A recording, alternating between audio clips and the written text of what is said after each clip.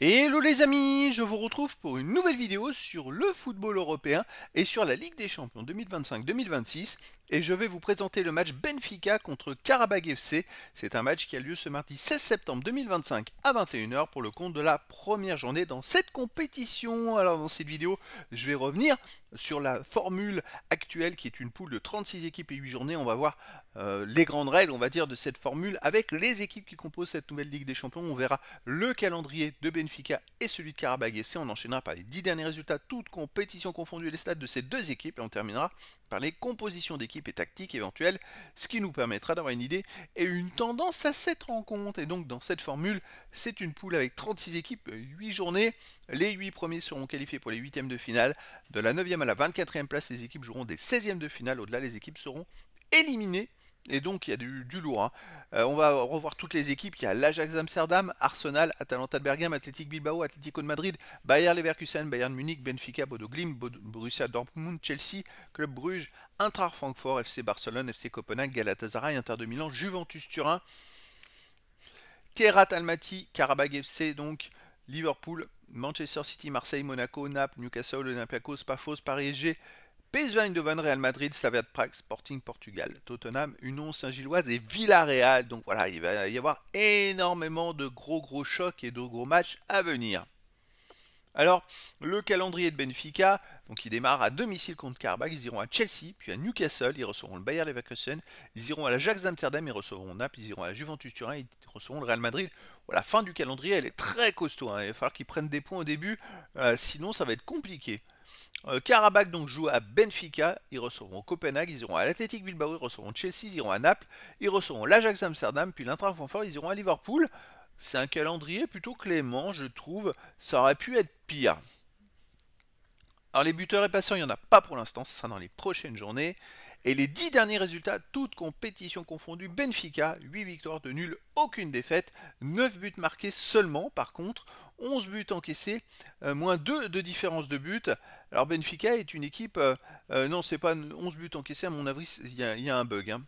Les amis, pour moi c'est peut-être un peu plus de buts marqués. Je dirais qu'il y a au moins 4, 7, 8, 9, 10, 11, 12, 13, 16 buts marqués et seulement, oui, seulement 2, 3, 4 buts encaissés. Un petit bug, faut pas en tenir compte. Mais en tout cas, Benfica, c'est une équipe hyper solide et hyper régulière sur les derniers matchs. Alors, ce week-end, ils ont fait un match nul un partout contre Santa Clara à domicile. Je trouve que c'est une petite contre-performance, surtout après une trêve internationale.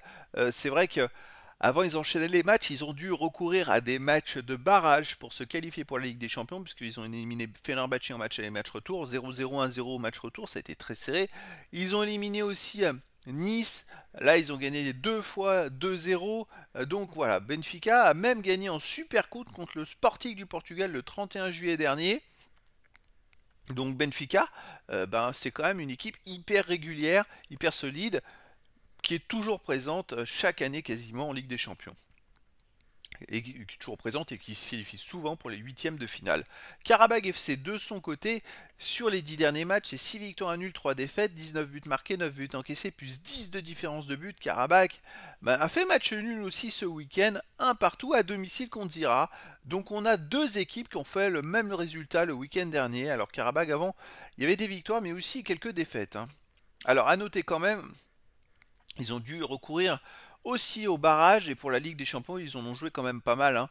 Ils ont éliminé Shelbourne, ils ont aussi battu Skengia Tovo et ils ont battu Ferencvaros. Ferencvaros, ils ont gagné 3-1 à l'extérieur, ils ont perdu 3-2 chez eux. Donc ils sont capables d'aller gagner à l'extérieur. D'ailleurs, ils ont gagné 3-2, 3-1 à Ferencvaros, 1-0 à Skengia et ils ont gagné aussi 3-0 à Shelbourne. J'ai l'impression que c'est une équipe qui se sent mieux à l'extérieur. En championnat, il reste sur un 2-0 à Carvan. Donc quand on regarde les 4 derniers matchs à l'extérieur, on va pas compter le match amical, c'est 4 victoires. Et surtout, dans ces 4 victoires, c'est un seul but encaissé. Donc attention à Benfica, Karabakh me paraît très costaud à l'extérieur. Malgré tout, je verrai quand même une victoire de Benfica, 2 buts à 1, mais après dans le foot, tout est possible. Au niveau des compositions d'équipe et tactique pour Benfica, on aurait du 4-4-2 avec gardien Trubin, défense Dal, Otamendi, Antonio Silva, Dedic, milieu terrain Shelderup, Barenechea, Rios, Ornes, attaquant Pavlidis et Ivanovic. Et pour Karabag FC, on aurait du 4-2-3 un gardien Kochalski, défense Silva, Mustafadze, Medina Jafar Guliev, milieu de terrain défensif Bicalo, et Jankovic, milieu offensif et ailier Andrade Skadi Zoubir, attaquant Aksunzade. Donc voilà les amis, le décor est planté entre ces deux équipes et donc je vous donne rendez-vous ce mardi 16 septembre 2025 à 21 h pour le match de football de la première journée de la Ligue des Champions 2025-2026. Benfica reçoit Karabag FC. Voilà les amis, je vous dis à très bientôt pour une nouvelle vidéo.